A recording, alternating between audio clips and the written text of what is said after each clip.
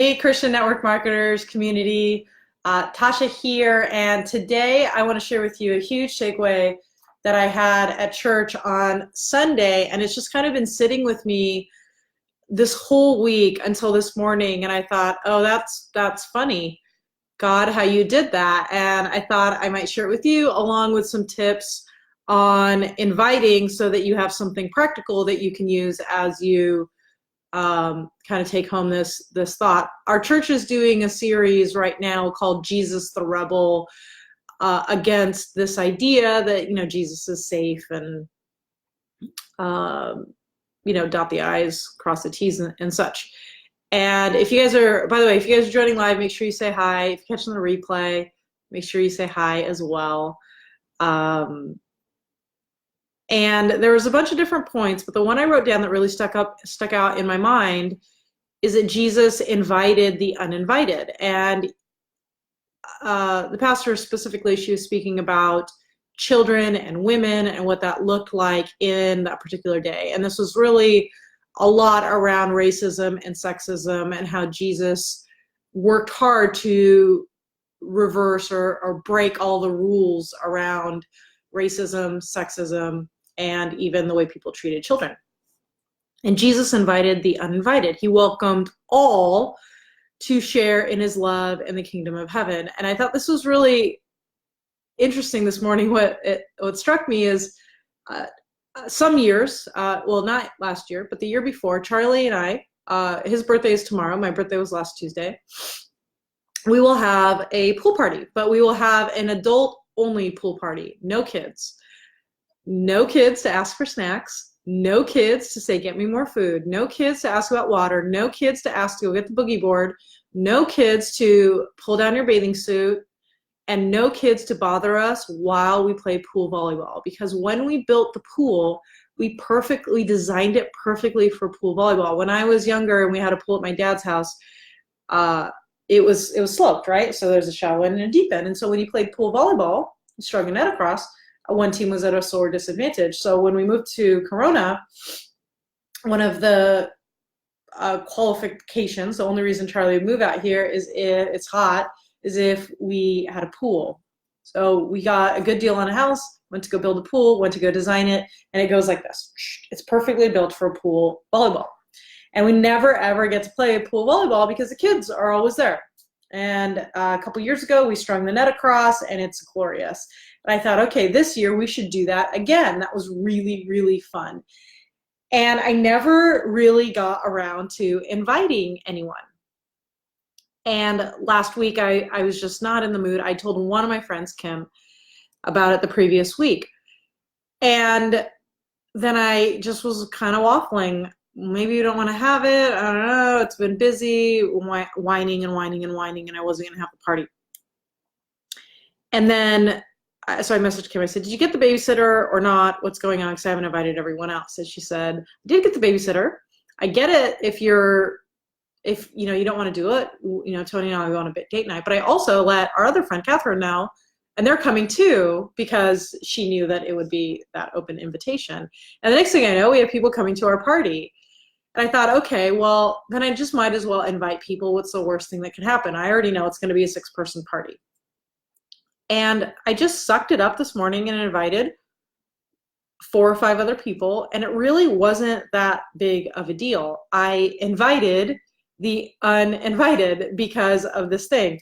As luck would have it, right? I'm not getting a whole lot of action on my party, but I know it's going to be really fun anyway because my 2 friends and their husbands, we always have a lot of fun together, and if we get a couple of other people there, great.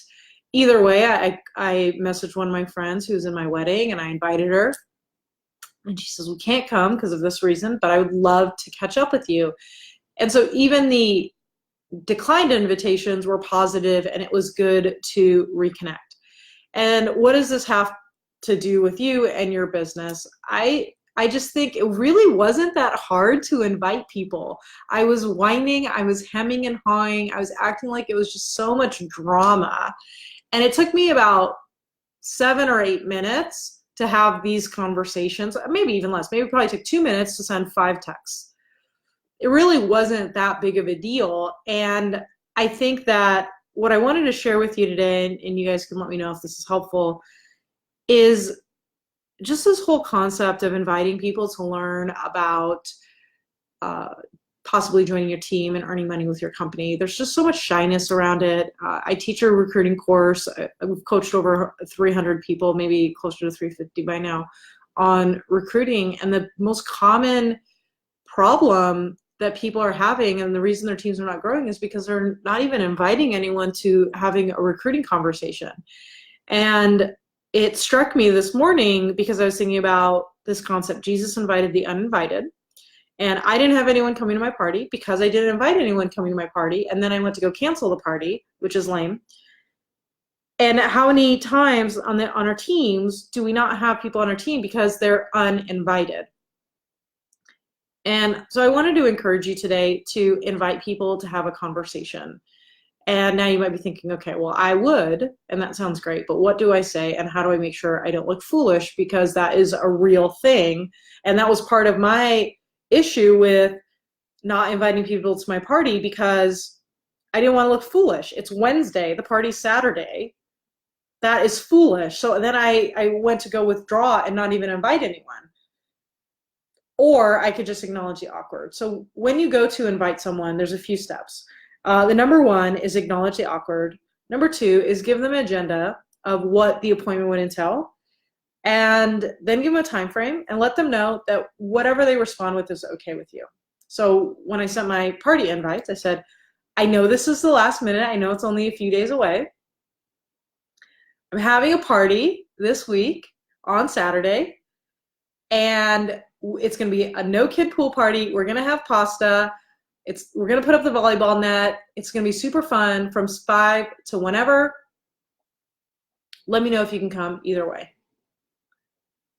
And so I just lay that out. So what would that look like if you're inviting someone to learn about your products or learn about how they can earn money? And I just want to remind you that there's no shortage of people in the world that need to make more money for their lives and for their goals.